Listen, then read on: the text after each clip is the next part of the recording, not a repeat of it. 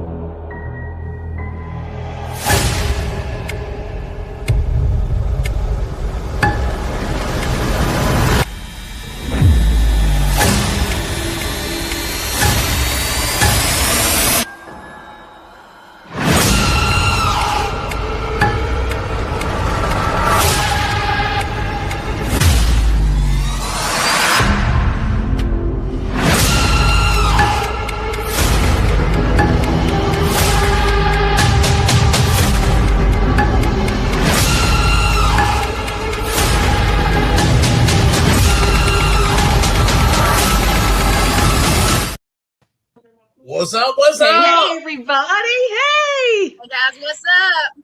Hey, we gotta say a big happy birthday to our publisher, Vicky Peplow. Happy birthday, Vicky! Happy birthday, Vicky. Thank you for all you do for us. Yes, we love you. Our books out. We just can't thank you enough for that. But go ahead, Lee. Yeah, she's a sweetheart, and ta-da! Happy birthday, Vicky! Woohoo! She'll like that. Yeah. So everybody, thank you so much for watching us, and those of you that are catching us, and we are not live, thank you for watching. If you are watching on social media, please run over to YouTube and subscribe. All Access Like and Television, subscribe. and share. Share. Share. She just said to share, so we're going to share. So we have some really crazy stories coming tonight by a very dear friend. Yeah. Not only is he a dear friend, love him to pieces, love his wife to pieces. That is amazing.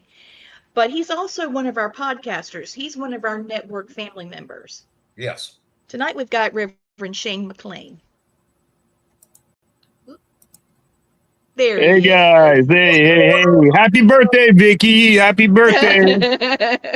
Hey buddy, we're just letting you know, man, ever since your little health issues, man, we've been seeing you healing.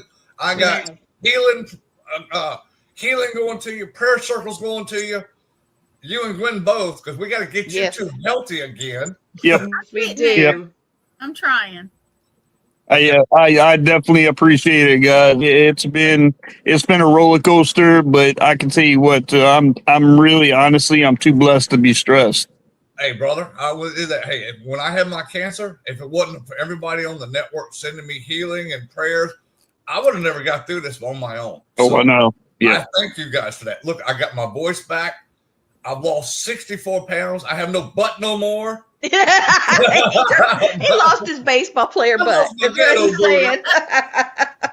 So I was laughing at Gwen earlier talking about my butt hurts sitting down. It's like, lose 64 pounds in your butt and try to sit. Your butt hurts all the time. I don't have an excuse. I always never had one. I look like a frog stood up, put on pants. It's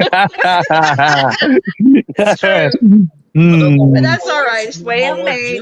My wife Jenny now says, I got a bigger booty than you do now. I'm like, yeah, you do. Oh, she's a That doll. poor woman has no acetol. So I'm assuming you had a bigger booty than your wife? Oh, dude, I had a ghetto booty. Oh, man. Watch out. Watch out. Blaine's coming around the corner. You might need some blinkers on them things, man. Not no more. One for Shane. I had to go buy all new clothes, dude, because none of my clothes fit me no more. All my stuff was falling off. His wife took him to the store and made him. She was Barbie and he was Ken, and they went shopping. It was great. Yep. I love Jennifer.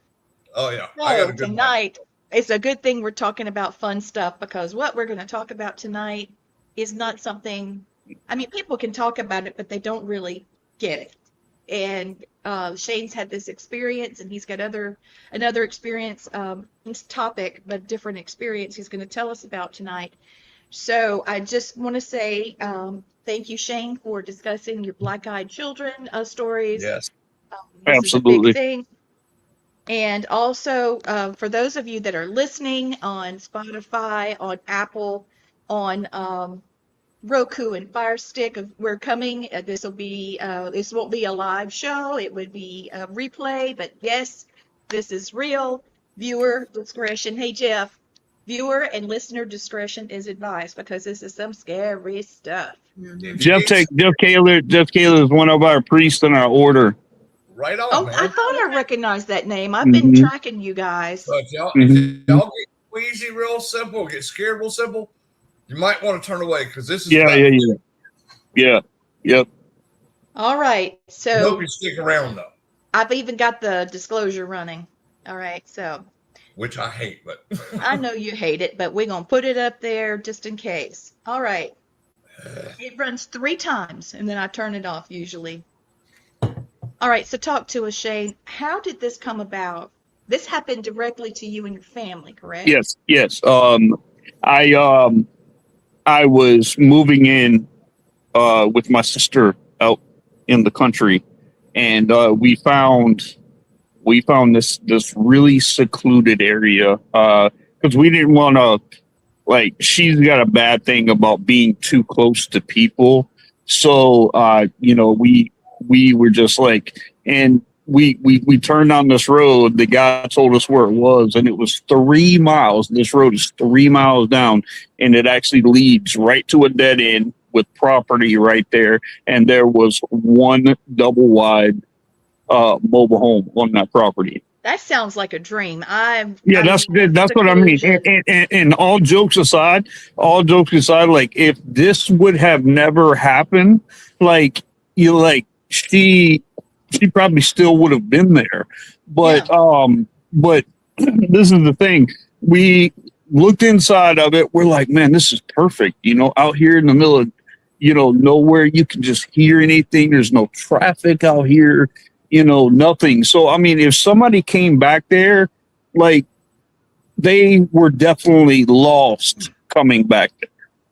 Right. So we got the U-Haul truck, and with all the furniture, we were moving in, did everything, and we were like, man, this is gonna be a great start. This is gonna be a great new beginning. Yeah, and I would love it. It was so My family, I'd have a garden. I'd have chickens and stuff. Man, surrounded by woods and things that, I mean, it was just, it would have been beautiful. Oh, yeah, it's awesome. It was, but it was like 2:45 in the morning, and both of us are tired. Been moving furniture, putting stuff in rooms, stuff like that. I mean, it was, and then all of a sudden, knock came to the back door at 2:45 in the morning. And That's not right. I'm looking at my sister. I'm like, seriously? Like, is it like the owner of this property or whatever? So, I walked into the kitchen and, right by the sink, there's a window. There's always a window right there. And I looked out and there was this little girl just standing there with her head down. And all you see was hair. Now, let me explain this too. It was raining, thunderstorms, everything out here. So when we looked out, this girl had no shoes on. She was wearing cutoff shorts. She was wearing a white t-shirt. And all of a sudden, she knocks again. And I'm like, gee, should I, because I didn't know anything about all this, guys. And I was like, should I open and see if this little girl's okay? Kind of see if she's all right. See, that's the first thing I would do. Right, I would right. Bringing that child in, and that's what I mean. It was a little child too, and she had no shoes on. And I'm thinking, like, we live 3 miles down a dirt road, surrounded by woods, and if you go out the back door, literally 15 feet away is a very thick southern wooded area. So it's not like she could just come from somewhere, like, so, she had been dropped off, right? No. There was nobody dropped her. Nobody. Oh, like I said, everything was quiet. Everything was, the only noise that was made was her knocking at the door. And we couldn't figure it out. So I went to the back door and, it had the blinds, and I opened the blinds. And as soon as I opened the blinds, the girl took and she looked up at me. And I have never seen blacker eyes in my entire life. Oh, and she had no facial expressions, no nothing. And she was standing there, and you could look at her, and her hands were down by her sides, and they were just shaking like this, just shaking. And like, you just get that really uneasy feeling, and my sister was like, what, do you want me to go out there and fight her? And I'm, what you gonna do? Fight this little girl, and yeah. Yeah, and I'm like, just stand by. I'm not opening this door. So, I shut the blinds. I was talking to my sister, and I was like, what are we supposed to do? Are we going to call the cops? We're going to call, somebody. This is going to be kind of hard to explain to somebody. Yeah. And we went back, and I opened the blinds again to the door. Gone. Oh, yeah. Nowhere. Now, remember I told you this girl's barefoot. She's barefooted. She's wearing cutoff, and it was thunderstorming, pouring down rain. So if anything, there should have been little footprints, where she was walking. I walked out, looked down in the yard. There was no footprints, no in the dirt. Nothing. There were no footprints. I was looking, walked towards the woods to see. Took a light, shined it back there. There was nothing back there. Walked all the way around the house, and nothing was there. Next day, the owner comes, and it's at the end of the 3 mile road. And I walked up to him, and I said, is there a little girl missing from here? Because I really know, like, the stories or myths or anything about black-eyed children yet. And he looked right at me, stone cold face, and says, "You saw her too." Oh my God. And I was like, saw her too. So you're familiar with this. And he said back in For the the heads up, late yo. he said back in the 60s, in the late 60s, he said there was a girl that was kidnapped. And she was kidnapped and she was brought down to the end of that road. And she was raped. She was killed. And she has never left that area, and she affects families. And from what the guy had said, that we were the fourth family that had come in, and all three that were there before us didn't last 30 days. So Do you feel like it was the child that was, or do you think something had animated her? Is it a real body, or do you think it was projecting? Is it flesh and blood? Is it not? You know, no, there's no, so no. many questions. I don't even know what to say. It's definitely not black. It's definitely not flesh and blood, because like the way that this girl's skin looked was almost grayish. Okay. Yeah. It was almost grayish, had no colors to the lips, no nothing like that. And like I said, the eyes were the blackest I've ever seen, where you see white and like I've got blue eyes and you see blue eyes, like all that, every single bit was black.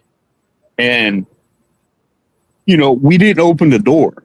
So we were actually able to talk to the owner about it. And I started thinking, and I'm wondering if he came back there to see if we were still there. Like he knew. Because he had no problems. He had no problem. Oh, you saw her too. And then started telling me about what had happened back in the 60s. So do you feel like maybe he had something to do with it? Like maybe he was part of some reason why he said he didn't. He said the guy committed he said that the guy that kidnapped that girl committed suicide too. So you know, you got the suicide from an aggressor. Yeah. And then you got the murder from a child, and now you have revenge. So every time somebody moves into the house, all three of the people that were there, they opened the door to that child and caused them. What happened to what happened to them? I didn't ask. I didn't ask what happened. Now this next story that I'm going to tell you guys, it's worse than mine. Oh my God. It's worse than mine. This lady is from Appalachia. Oh boy. And her parents, grandparents lived there, and her grandmother had passed away. And it was real early in the morning, real early. You know, because, you got those older people, some of them get up at like 3-4 o'clock in the morning, because they go to bed at like 7-8 o'clock or whatever. So I think that was the case with this person, and just so happened to be up at like 3 in the morning, and a knock came to the door. And he gets up out of the chair and he goes to the front door. And he sees two children. One real small child, and the one that was a little bit bigger. Well, they were soaking wet, just like the same thing I was. So he opened the door and offered them towels. And he offered them towels, offered them jackets, like that. Just like how a gentleman would do, like you're helping children out. But, I don't think he took into account that it was 3 o'clock in the morning. What are these children doing out at your front door? Yeah. You know, that's the first thing I would think. That's the first thing I would think, but I don't think he was looking at that level. So he said, I'll be right back. He said, I'm going to get, you know, you towels and, you know, a cover or a jacket or something like that. So he walks back in the back of the house. The kids are inside his house now. Oh, hell Nope. no. They were inside his front door because he opened the door completely. He came back out. And there were no children. He walked outside, took his flashlight, looked around. He looked at everything. And then he started having bad paralysis. And he would have dreams of those children being something that was beyond earthly. And it was affecting him in his dream. Like in his dreams, like it was cutting him. It was, you know, these kids were cutting him. And he said that they were just laughing at him, you know, over and over. He couldn't get away from these dreams. This girl that I spoke with, she went to go check because she had called to go check on her grandfather or whatever. Nobody had heard a thing from him. In Appalachia out there, you know, you can have a house out there and, you know, not have anybody around for miles and miles and miles, Exactly. you know, to go. And so she decided to get in her car and go out. And she went out there. She checked the whole house. The door was open. But in this one, you can actually see the muddy footprints from where those two children were standing. So she knew there was a child there. Yeah. She knew, but her grandfather wasn't around. Dang. Check the whole house. There was a road on the other side, and there was a trail that went back. And you know, he used to take walks and stuff like that to go back.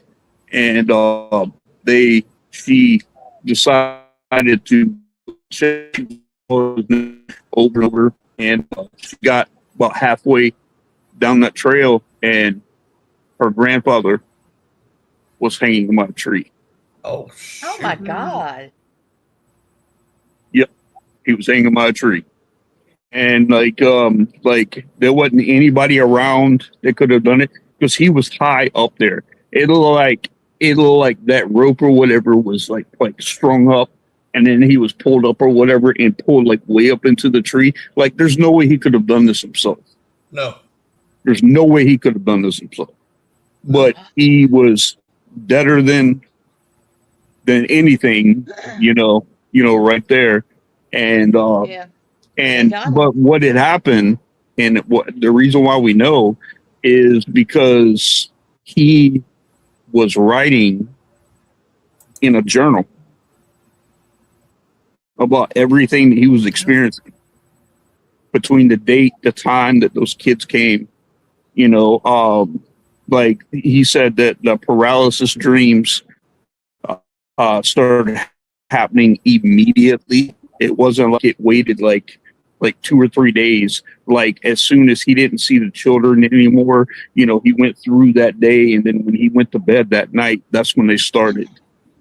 And that's all he experienced in these paralysis dreams. In these dreams that he was having was they were cutting him, you know, and he couldn't die. He couldn't die. These kids were going around him and scratching him and cutting him deeply, you know, like on his arms and chest and things like that. And he was waking up. And when he finally came to, you know, he could finally move, you know, from a paralysis state. And he had cut marks like on his chest, arms, stuff like that. And, he was wondering, he goes, am I doing this to myself? I mean, the guy had nails and stuff like that, but as deep as these cuts were and stuff like that, I don't think that you could just do that. But yeah, those are my two stories from Black Eyed Children. I think Let me just pop something up here real quick. Yeah. Okay. Terrifying encounters with black-eyed children. I guess you guys can see the cornfield there. I mean, this whole legend of the black-eyed children, I think it's not a legend. I've been studying this for years, never had the experience, praise God. But I really feel that this is true. I really do. It drove one man that I interviewed years ago. Crazy. It drove him nuts. It drove him nuts because there were two children, like these two right here. Okay. Yeah. See, Okay. That's exactly what that would have looked like to that old man. Yeah. For sure. And see, that's a tactic that in war, our adversaries have used, having children as bait. And when we go, babies crying and things like that, and when we go to see I say I'm not a soldier, so when they go to see what's going on with this kid, they get shot. So this is a tactic that's used in war, and I can see these two children at my door. I don't care, day, night, snowing, raining. I might have, two grits to my name, two little pieces of grits to my name, but I'm gonna find something to feed those children. That's just the way we are. I'm wondering though, that the black-eyed children only seem to show up in rural or country areas. Yes, do you hear about them in like metropolis cities, like Chicago or New York coming? Yeah, oh yeah. I've never heard. All I've heard. Really, I've never heard a story about it in the city. I've always just heard about them going out in rural areas. So yeah, if they're murdered there, a lot of times the state of that, is bringing that emotion of anger, revenge, stuff like that. So it can be there. Like, it's very rare that you'll see in the cities because of like the closeness of a bunch of people, but it likes to catch people like I said, in the country settings, and that's mainly where I've heard. I mean, Appalachia, we were out the country 3 miles out. So, I mean, it's something else. Okay. So here's the story, Blaine, that I just looked it up, okay? And his name is Brian Bethel, and it's in Abilene, wherever that is, in 1996. And here's the story. Abilene, Texas. Oh, yeah, it says there, Texas. Thank you. Abilene, Texas encounter. So Brian Bethel reported he was sitting in his car outside a movie theater while writing a check. Okay, so that means we're in 96, so people are still writing checks. And two boys about the age of 10 and 14 approached the driver's window. The boys appeared normal at first and politely asked for a ride home so they could get money to buy tickets for a movie. And as Bethel spoke with them, he said he experienced an intense, irrational fear. And that's something I want to talk about. He then noticed something unusual. The boys appeared completely black with no visible whites to their eyes. And according to Bethel, the boys became increasingly insistent. Let me in the car. Let me in the vehicle. And one even said, we can't come unless you tell us it's okay. Yep. That's what you should know right there. What he did was he mentioned that he kind of looked in the back seat, like get in the back. And they said, we can't come in unless you say it's okay. And so he went on to say that his fear intensified and he saw them becoming frantic and he drove off. Mm-hmm. So, that happened in the 1990s and it was at a movie theater, but, asking for permission to enter reminds me of a vampire, which is like folklore. But this sounds like, okay, I know you'll know what I'm talking about, Shane. Talking about familiar spirits. Oh yeah, very. If there's a spirit that was on the aggressor that kidnapped and raped and mutilated these children, it would be very easy for whatever spirit was on him to do these nasty things, Yep. turn and see, ooh, this worked out real good. I'm going to animate these images of these children and go around and try to get them too.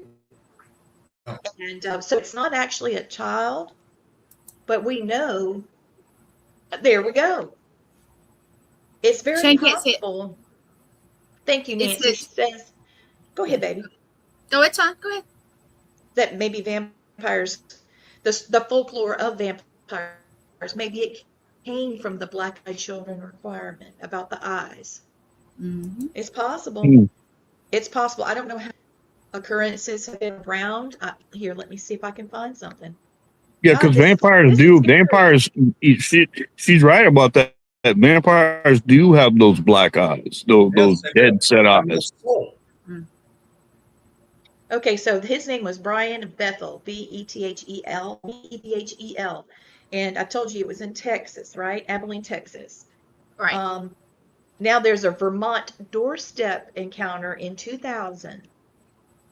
And now I've got one in England. I'm going to have to do these. We're just going to have to do them, y'all. Okay, a married couple in rural Vermont heard a knocking at the door late at night during a thunderstorm. And when they went to answer, there were two children standing, always there. Well, it's got to have some kind of sense of urgency, right? Yeah. The children reported that they asked to come inside to use the phone. They were caught in the storm.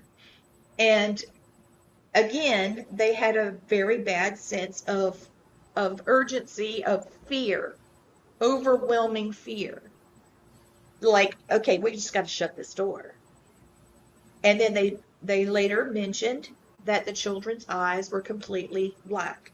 And the husband reportedly experienced nosebleeds shortly after the encounter, and he could not sleep. He suffered from intense night terrors. See? Okay, so this happened in the early 2000s. Just like you said, it's like someone that was going to open the door gets almost like a spiritual attachment, and it's trying to torture. Yep. Okay, in Staffordshire, England, a woman in Staffordshire, England, claimed she encountered a young girl standing alone near a shopping area outside of a shopping mall. When she approached to see if the child needed help, the girl allegedly looked up, revealing solid black eyes, no expression whatsoever, and had blood drained from her face as if she were dead. Yeah. See, The witness, the gray. just like gray. you said. Yeah. So this story was actually on BEC reports on the news because it happened during daylight hours rather than at night and no bad weather. So Wait a second. Wait. It happened during the day? it what happened she during said. the day in 2000. Yeah. Wow. It's And, very rare for black-eyed children to come out during the day. And why do you think we have a feeling of terror and almost like it freezes you? You're petrified. I wonder why that is. I mean, I think it's like a feeling. I think it's a feeling of like uncertainty. Like you possibly you know there's one side of you that wants to be able to help, and there's another side of you that's like something's not right here. Well, God help me never to see this, because I absolutely would react And that's before your I instinct, put my brain your to fight it. or flight is, are Yeah. you going to open the door for this thing? Your instincts come in with that real hard, because she's like, okay, this doesn't feel right. If it doesn't feel right, back away. Yeah. Because your gut never lies. Yep. All right. So which is more frightening to you guys? Black-eyed children, Men in Black, or the Hat Man? Oh, That's a big black-eyed big children. I Black-eyed think children so would too. definitely have to be, because Hat Man can come and go, and I mean it wants you. The thing about Hat Man is is trying to get you out of your house. Right. Black-eyed children are trying to get in your house, and that's supposed to be your comfort space. And then if you let them in, then you're prone to experiencing nosebleeds like that, or where you got cuts and stuff all over you, or paralysis or whatnot. It's That's right. very dangerous to come encounter with some of them. Yeah. We I know wave a Shane- lot. We're Southern. Yeah, we always. Well, the He experience knows I how had, I do too. yeah, well, the experience I had with the black-eyed child Yes. was they in a do. little country house in Shelby County, Alabama.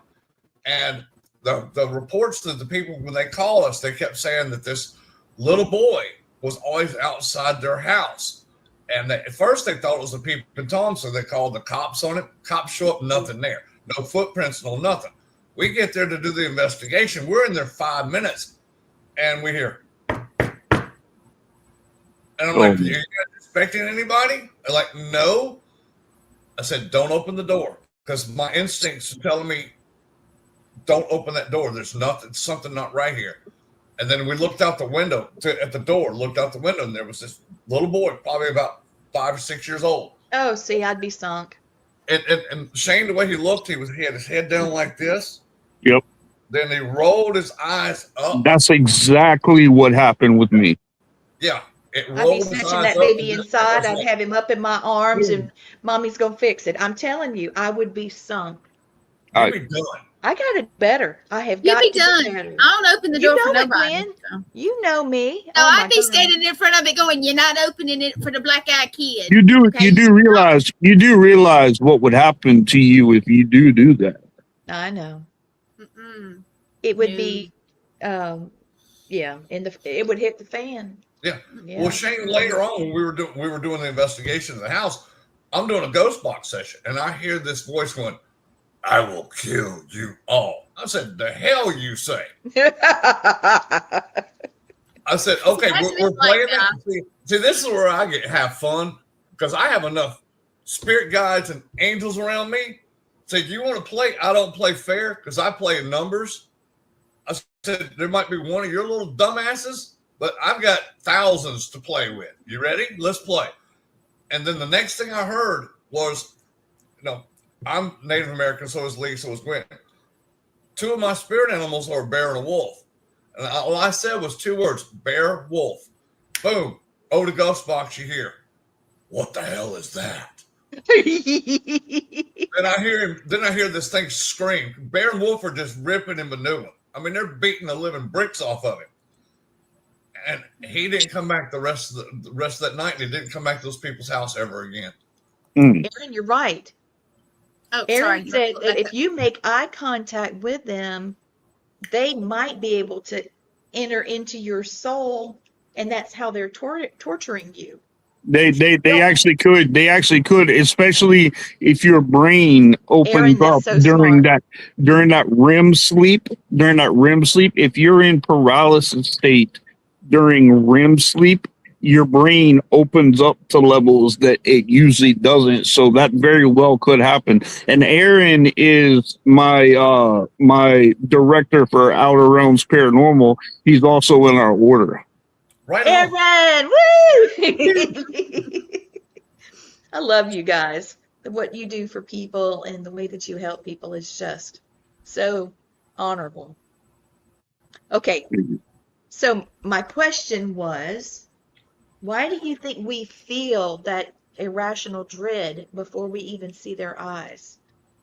I say we, I hadn't seen nothing, praise God. But why do you think we feel that? Do you feel it's just an energy pull, or you think it's our instinct? Well, before you even see their eyes, you can look at your skin and you can say, I have got blood running through. Oh, I'm yeah, alive. that's true. I'm alive.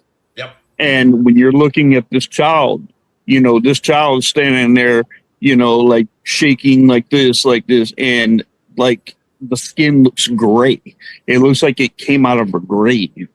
Oh God. Shane, I'm gonna throw a weird hypothesis out there. What if these black-eyed children are aliens? That's possible now. Now, Blaine, that's smart. What if they're freaking grays? Because the gray aliens always have the black eyes. Yeah, but have there been any reports of aliens being able to affect everybody with paralysis and injury and suicide and things like that? Yeah, Yes, because they have the ability to, like telepathically communicate. And if they have nefarious intentions, and they're definitely interdimensional. It's just a thought. I know that's we're thinking out of the box here. I mean, we know that the way you describe it, no facial features. You look at a gray, they have dark black eyes. They have grayish skin, and they have like hardly no nose or no mouth. So that would show as no facial features that you could see. So it just makes me wonder, man. Well, the black-eyed children, like the girl that I saw, like she did have facial. Like you can see your nose, you can see your mouth. You know, you can see everything, but there was no emotion there. Okay. There was no emotion. So I mean, like, but that's a very good point because, like, you know, because like how, I mean, like, there's no indefinite answer into where they came from. Yeah, that's the lovely thing about this show. Jeff, I'm with you on that. We're just throwing different hypotheses out there because we don't actually know what a black-eyed child is. No. I love it. And we do know that there are some aliens that have been misunderstood as a demon. We talked about that. Yeah. I get that today. I get people reaching out to me today, even in the order, and they tell me, and they're like, you know, and honestly though, I think the book of Enoch has a lot to do with that. You know, with aliens and demons and things like that. I think the intermixture of aliens and demons there, you know, came about in the book of Enoch. And that's the reason why Enoch never got canonized in the regular Bible, is because of the crazy. I mean, it just seems a little out there. Now, you see, this is why I love Shane so much. He's not just beauty, he's smarty too. But also, he's a smarty guy. Look at him smarty pants, but he's smart. But also, he's very educated in this. Just like what we do. You know, Blaine coming up with that idea. Just here, I've got a picture. Yeah, that was good, Blaine. That was good. You got me thinking now. I know. I saw your. It hit me. I'm like, wait a minute. Here, Blaine, let me help. Hold on. Yeah, you got me. Yeah, see, that's a thing though. Like, how would you, that thing on the far left right there? That's a gray. Obviously, I'd let that in too. I would. Big black eyes like that. But how do you take the size of that Joker's head and make it a child's head? Come, man. They're interdimensional. Don't you think they can switch their shape? Yeah. If they can transfer energy, which is the main thing I have the capability to do. What do you do? What do you do? Suck the air out of your brain? No, it could be a hologram that you're seeing. They can make themselves. They can transfer thought and stuff into your head. What I'm thinking also is the grays. Let's look at it again. They're usually very small. They're bypass, and God tells me that all of these paranormal things, like all of them, I'll be so disappointed. They are small. They are small. Like grays are very small. You know, they're really, really, really little. Yes. Well, this would be something that they could be, you know, they could look like and be able to access us. Now the Nordics are gorgeous. Oh, the Nordics are really gorgeous. Oh yeah, I just did an interview with somebody on the phone that had an experience with Nordic and was absolutely. This poor man. Okay, he was a producer for a TV show, and he was on this island, and they were filming, and they were on a break. So he decided to go for a walk while they were filming. They were on a break, and then he was going to be somebody else was doing the filming, and he had downtime, so he went for a walk. And he's on the island, and he's walking around, and all of a sudden he hears, "Well, hello, Paul," and he looks up. The man's mouth never moved. And he heard him. He didn't see him before. He said, turn around and go back the other way. And he said he turned his tail around, but when I he said, looked "Bye." back, he was gone. And he said he was beautiful, just a beautiful being, perfect skin, kind of Scandinavian looking, blonde. I mean, just Well, perfect. what was it though? What was it? What? It was A Nordic. The Nordic, yeah. You know, And sort he of like the brought it Iceland up. people, the Viking people. They call them Nordic because they were Nordic people, so they look like Nordic people. That's why they call them the Nordic. Very So what? beautiful. Even death doesn't change them at all. Interesting. Lee, can you find him a picture so he can kind of? Yes, I'm working on it. You I- read What's he it, saying? girl? He said, I've heard I of foreign skinwalkers, to which they say come after seeing UFOs in the desert. So your conversation I'm kind of interested in, by Aaron Green. Oh yeah. Yeah, you got to watch out for Aaron, man, because he is like he's a very methodical, in-depth thinker, and like he'll have you guys getting off of here Twisted up, thinking. huh? I love it. Aaron's He an has great questions. He has great questions. Aaron's an elementalist. You know, he deals a lot with nature and things of that nature. So I mean, Aaron, send me a message. I want to talk to you. Yes. That's my jam. See, most people don't understand about elementals.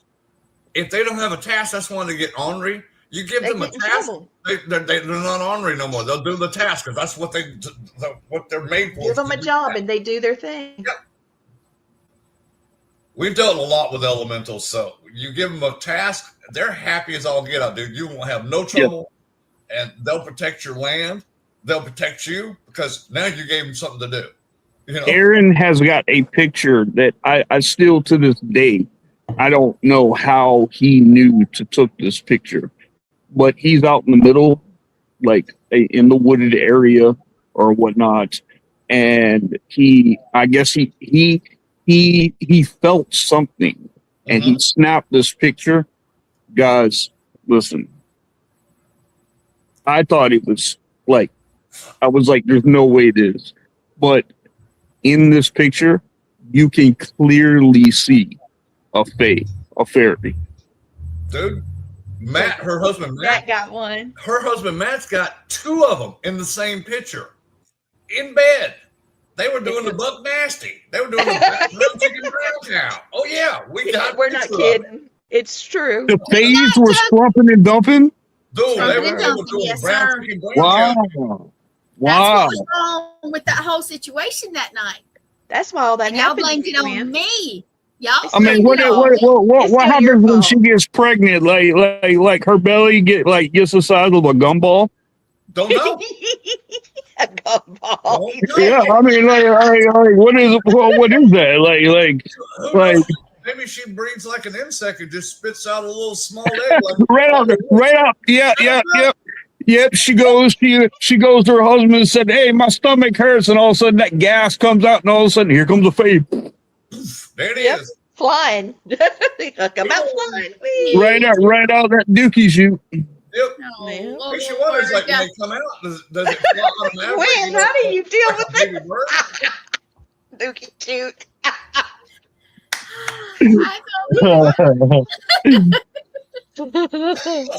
I needed that. Y'all scared me to death tonight. Just to set the story straight that day. Matt was telling me No. it was all. Oh, wait a minute, baby. I'm bringing it down. And educated people tonight. So, well, I took it down. Did you put it up? Golly, there's a bunch of species of aliens. Yes, there's the Greys. The Nordics are the ones from on the left. If you aliens, Nordics are aliens. Yes. Mm-hmm. Yeah. That sounds like some Scandinavian stuff, like Viking stuff. That's how they got the name Nordic, because they look Scandinavian. And the Palladians look a lot like them as well. Yeah, Palladians. It's like Star Wars. Though these are real creatures. Palladians can't really see them, but something real. These are the ones that I believe these are mermaids and lizard man and other. Shane can't see it good. He's on his phone. Yeah, hey, listen. Hey, count. Go 3 over and go 4 down. That blue one right there. What is that? Illyrian. No clue. That's What? like a Illyrian. bird. The one that looking. looks like a bird? No, Yeah. It's like it's almost dead center, but it's like 3 down, 3 over. Yeah. Blue? Hold Yeah, on. that's a bird Let me chop looking. this up so we can see it better. It was Illyrian, if that's the one he's talking about. What is that? What exactly is that? Another species of a humanoid. It's a humanoid? Humanoid, yeah. Wow. Okay. Supposed to be. Now the ones That's that look like crazy. birds and reptiles, no, those are reptilians and bird people and Yeah, that's a whole nother topic right there. oh, it definitely is. If you guys haven't read Now, the there book, Behold a Pale White Horse, it's a naval briefing officer. He was an intelligence naval briefing officer, and he was in the Navy for the longest time, and he had secret files, and he wrote a book. He said that he wanted to protect the sanity and humanity from what's really there. And he talks about JFK, he talks about Elvis, he talks about aliens. I mean, things of that nature. And he has got classified documents. 10 days after he wrote that book, they found him dead in a hotel. Wouldn't surprise me. And now I guarantee you can go on the Department of Defense website, the CIA website, and read what he wrote now, because they'll put it out there because it's declassified now. It's all out Well, there. you can read Here's his a book picture. because he gave, as long as somebody there has his bloodline, he in his will that they can republish his book over and over and over again. Good. Mm-hmm. I mean, the truth needs to be told. Well, I know you're a God-fearing man, but you think God only made us? He didn't have other things he made before us? Yeah, I mean, I've questioned that too. I'm like, God created life on this earth. Why couldn't he do it?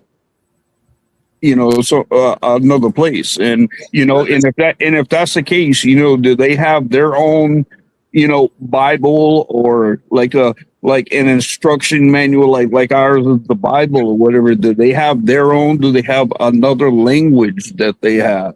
Because there's what I've always read, Sean, it says God made the heavens and earth. Yep. So he made the heavens. What else? I mean, we might be like 10th, 20th generation of life forms he's made, and say, all right, let me see if I can do it better this time. Right. Or right. Something I've already created before. Yeah. Yep.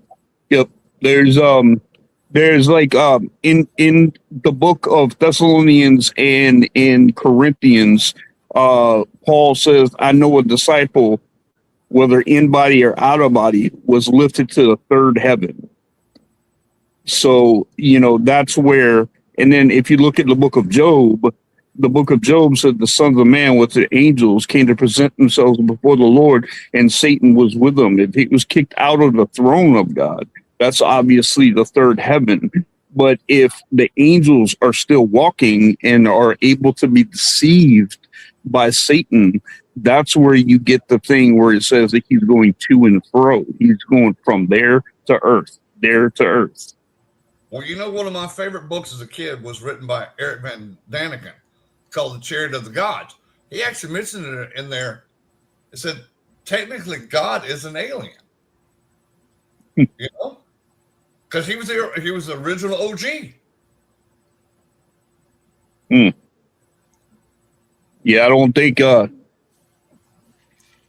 don't think we can really explain something that wasn't created. Humans were created. Angels were they were created to worship God. They will never be human.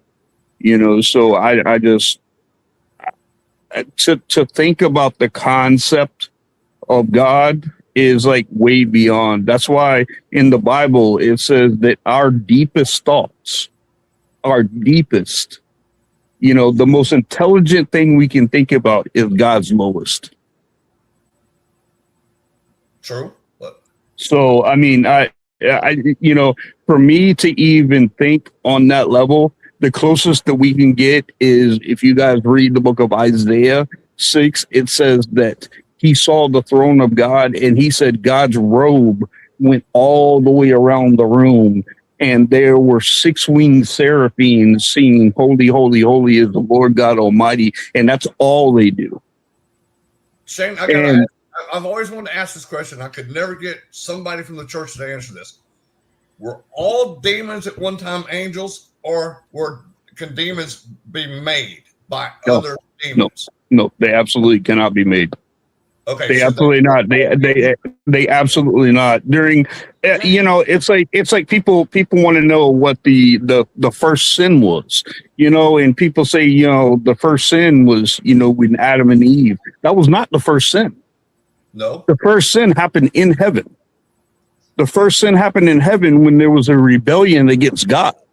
That was the first sin. Well, see, the rebellion that was against God, not only did Lucifer, which is a beautiful angel, and by the way, that name Lucifer got stripped from him. He is no longer allowed to have the name Lucifer. That's why the Greek has the name Satan, which is deceiver of all nations. So when he did, not only did he deceive a bunch, but a third of God's angels, the ones that worshiped God, believed that Lucifer can sit on that throne, and they were cast out of heaven.